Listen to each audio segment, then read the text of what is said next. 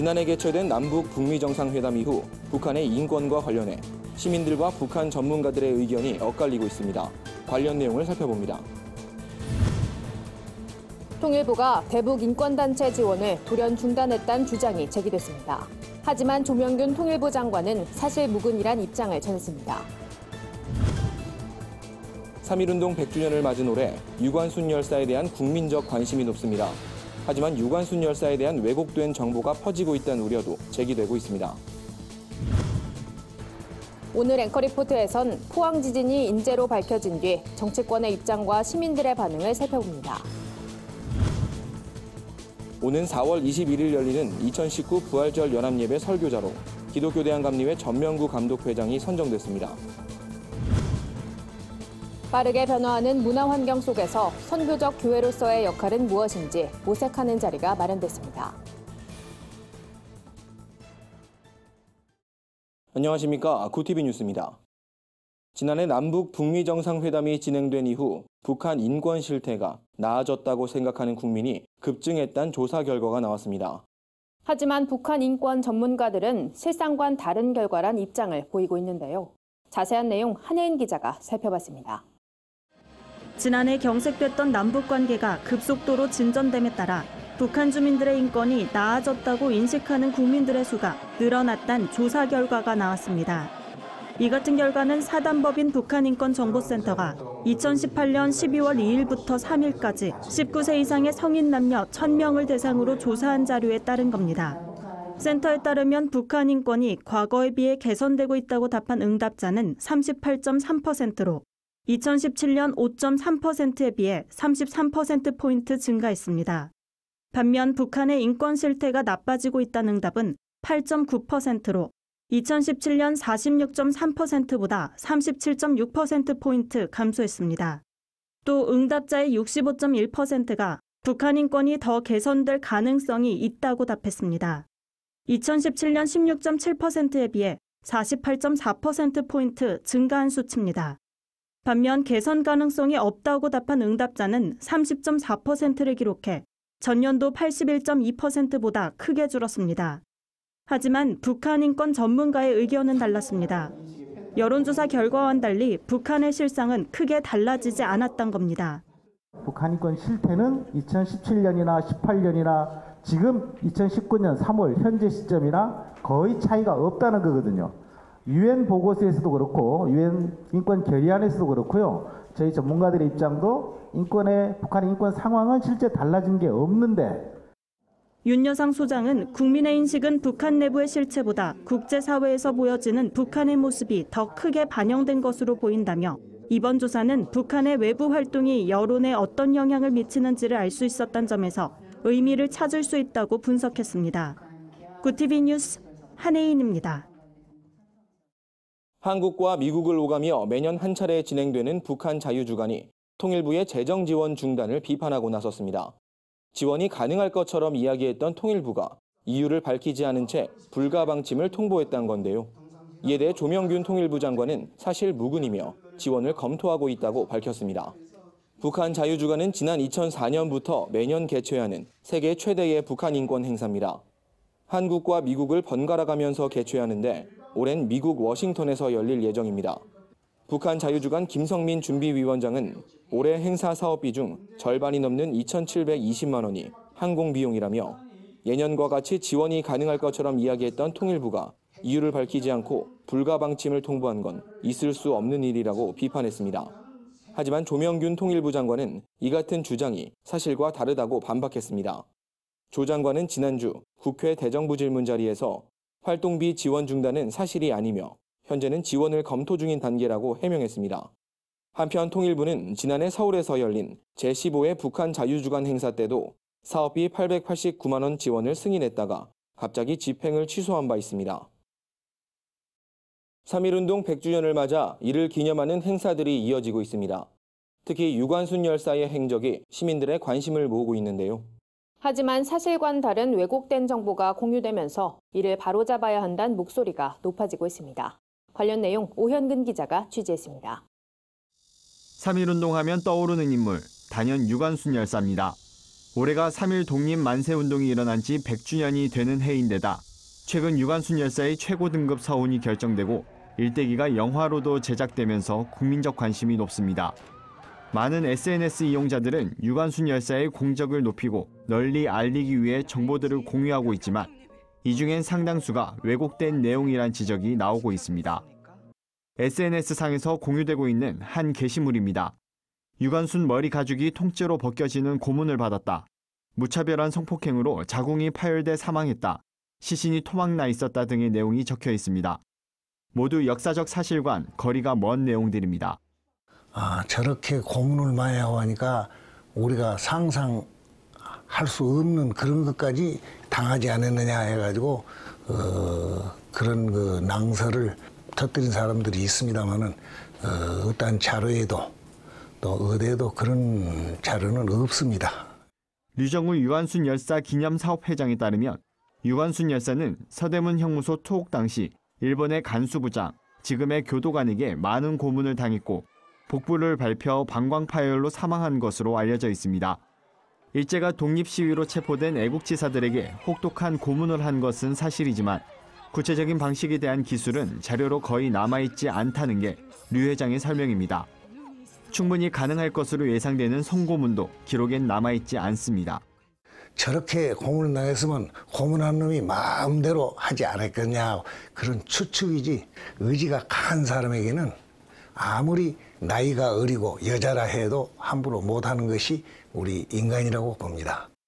시기에 맞게 3.1운동 100주년을 기념하고 애국제사들을 다양한 방법으로 추모하는 것은 바람직한 모습으로 보입니다. 그럼에도 기초 연구 부족과 시민의식은 아쉬운 부분입니다.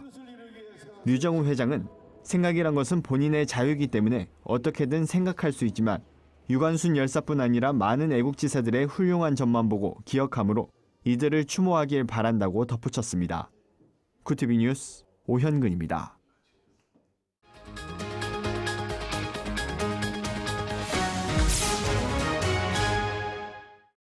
앵커 리포트입니다. 지난 2017년 11월 사상 최악의 피해를 낸 포항 지진이 인근의 지열발전소 때문에 일어났다는 조사 결과가 발표되면서 큰 충격을 주고 있습니다. 해당 발전소엔 영구 정지 명령이 내려졌고 가장 큰 피해를 입은 포항시 흥해 지역엔 2,257억의 예산을 들여 지역을 재생시키겠다는 대책이 우선 발표됐는데도 논란은 가라앉지 않고 있습니다. 포항지진정부조사연구단은 지난 20일 포항 강진전에 5차례의 지층 자극이 있었다며 지열발전소가 지층에 고압의 물을 주입하면서 지진이 촉발됐다고 발표했습니다. 지열발전소는 지하 4km까지 물을 내려보내 지열로 만들어진 수증기로 에너지를 만들어냅니다. 이를 위해선 지층에 물을 주입하고 빼는 작업을 반복해야 하는데 이런 작업이 단층을 자극한 겁니다. 연구단의 발표 이후 산업통상자원부는 이달 안으로 태스크포스를 구성하겠다고 밝혔습니다.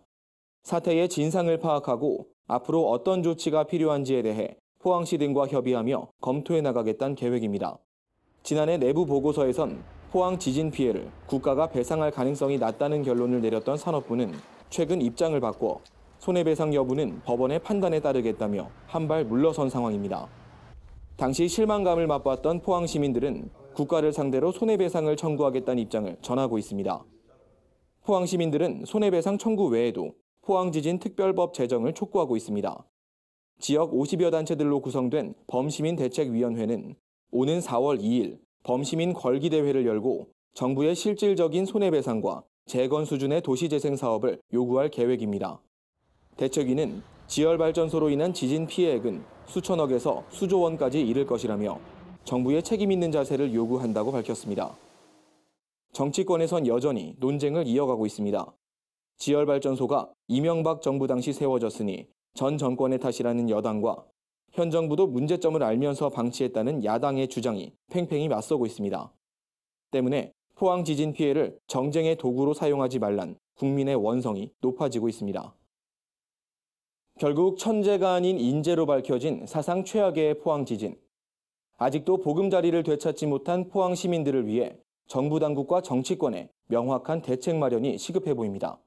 앵커 리포트였습니다. 오는 4월 21일 오후 3시 여의도 순복음교회에서 열리는 부활절 연합예배 설교자로 기독교대한감리회 전명구 감독회장이 선정됐습니다. 한국교회 부활절 연합예배위원회는 회의를 통해 이 같은 사항을 결정했습니다. 전명구 감독회장은 당초 예배 설교자로 내정됐다가 교단 내부 소송으로 무산된 바 있습니다. 현재도 서울지법에서 감독회장 선거 무효 판결을 받아 직무가 정지될 가능성이 제기되고 있습니다. 하지만 전명구 감독회장 측은 부활절 연합예배까지는 직무를 수행하는 데 지장이 없을 것으로 판단하고 설교자로 다시 선정해 줄 것을 요청했습니다. 이번 부활절 연합예배는 부활의 생명을 온 세계에란 주제로 진행됩니다. 기아성 이영훈 대표총회장과 예장합동 이승희 총회장 등 주요 교단장들이 각각 순서를 맡을 예정입니다. 부활절 연합예배 준비위원회는 오는 4월 3일 전체 모임을 갖고 예배 준비 상황을 계속해서 점검해 나가겠다고 밝혔습니다. 급변하는 문화 환경에 맞춰 한국교회의 역할을 모색하는 자리가 마련됐습니다. 이번 세미나에선 한국 사회의 문화 트렌드를 짚어보고 이에 맞는 문화 선교 전략이 논의됐습니다. 세미나 발제를 맡은 문화선교연구원 백광훈 원장은 워라밸, 소확행과 같은 문화 트렌드로 볼 때 한국 사회는 이전과는 다른 사회문화 지형에 놓여 있다고 진단했습니다. 이런 가운데 교회는 문화의 변화를 따라가지 못하고 뒤떨어져 있는 문화 지체와 함께 문화적 리더십 상실의 위기를 겪고 있다고 전했습니다. 백 원장은 이러한 교회의 위기를 극복하기 위해선 한국교회가 신앙의 기초와 정체성을 다시 세우고 세대 간 소통하려는 노력과 문화적으로 열린 마음이 필요하다고 말했습니다. 특히 지역 공동체의 문제를 선교적 과제로 인식해야 한다며 지역사회를 공동선을 이뤄가야 할 교회의 선교지이자 문화선교가 이루어지는 실천의 장으로 삼아야 한다고 강조했습니다. 오늘의 이슈 포커스입니다. 이희진 부모 살해 사건의 주범격 피의자인 34살 김다운 씨의 신상이 공개됐습니다. 경기 남부지방경찰청은 25일 신상공개 심의위원회를 열어 김 씨의 실명과 얼굴 등 신상을 공개하기로 결정했습니다. 김다운 씨는 지난달 25일 중국인 동포 3명을 고용해 이희진 씨의 부모를 살해하고 5억 원이 든 돈가방을 강탈한 혐의를 받고 있습니다. 사이버 외교사절단 반크가 울산광역시 태화강을 일본의 하천으로 명시하고 마라도 곳곳의 지명을 동중국해로 왜곡한 구글 지도에 대해 범국민 항의운동을 전개한다고 밝혔습니다. 반크는 구글 지도 서비스가 한국인의 감정을 무시한 채 일본과 중국 편들기로 일관하고 있다는 판단으로 항의운동을 계획했습니다. 반크는 2달 전 해당 표기를 바로잡아달라고 요청했지만 아직까지 바뀌지 않고 있다며 이는 디지털 제국주의를 보여주는 행위라고 비판했습니다. 일제 강제징용 피해에 대한 집단소송 참여자 신청이 잇따르고 있습니다. 신청 첫날인 25일 광주시청 1층 민원실엔 40명 가까운 인원이 소송 참여를 신청했고 문의자는 100명을 넘어선 것으로 전해졌습니다. 강제징용 피해자인 아버지를 대신해 소송을 신청한 정모 씨는 일본 기업의 손해배상을 끌어내기 위해선 국가적인 협조가 필요하다며 최근 대법원이 강제징용 피해자들이 배상을 받을 수 있는 판결을 내린 만큼 기대가 크다고 말했습니다. 집단소송 참여는 매달 5일까지 신청할 수 있습니다. LPG 차량을 사고 팔거나 일반 차량을 LPG 차량으로 개조하는 것이 26일부터 가능해졌습니다. 이에 따라 그동안 택시와 렌터카, 장애인 등에만 허용됐던 LPG 차량이 일반인에게도 허용됩니다. 이번 법 개정으로 그동안 300만 원의 과태료를 부과하던 행정처분 관련 법률 조항도 폐지됐습니다. 현재 전국 LPG 충전소 평균 가격은 리터당 797.4원으로 휘발유보다 42%가량 저렴한 수준입니다. 최근 아동 청소년을 중심으로 인플루엔자 환자가 증가하고 있어 보건당국이 학교와 보육시설에서 감염 예방 수칙을 준수해달라고 요청했습니다. 질병관리본부에 따르면 인플루엔자 의심 환자는 지난 겨울 유행하다 올 들어 감소했지만 2월 하순부터 소폭 증가했습니다. 보건당국은 감염 예방을 위해선 기침 예절을 지키고 마스크를 착용하는 등의 수칙을 지켜야 한다고 당부했습니다. 주요 단신입니다. 서울시가 올해도 서울시청 광장에서 퀴어 축제 개최를 허용했습니다. 이에 따라 동성애 퀴어 축제 반대 국민대회도 같은 날인 6월 1일 대한문 광장에서 열립니다. 퀴어 축제 반대 국민대회 준비위원회는 반대 국민대회에 앞서 교단별 4개 거점교회를 선정해 4주간 특별 기도회를 가질 예정입니다. 지난해에 이어 올해도 목회자 성폭력 문제로 곤혹을 치른 한국기독교 장로회가 성평등한 교회 공동체를 만들기 위해 구체적인 논의를 시작합니다. 28일 경동교회에서 열리는 정책협의회에선 교단의 구조적인 문제와 여성의 권리, 성평등한 공동체 이루기 등 다양한 주제가 논의됩니다. 종교개혁 500주년을 앞두고 지난 2016년 한국교회 연합운동으로 시작된 나부터 캠페인이 2기 출범식을 가졌습니다. 나부터 캠페인 추진위원회는 교회를 넘어 교회 밖에서도 개혁의 물결을 이어나가겠다는 포부를 밝혔습니다. 기독교 윤리실천운동이 청년부채 제로 캠페인을 진행합니다. 수도권에 거주하는 20세에서 35세 청년 중 학자금 대출, 고금리, 다중채무로 상담이 필요한 청년이라면 캠페인에 참여할 수 있습니다. 기윤실은 200만 원까지 무이자 전환 대출과 희망지원금 50만 원을 제공합니다. 이상으로 뉴스를 마칩니다. 구티비 뉴스는 인터넷 신문 데일리 굿뉴스를 통해서도 보실 수 있습니다. 시청해주신 여러분 고맙습니다.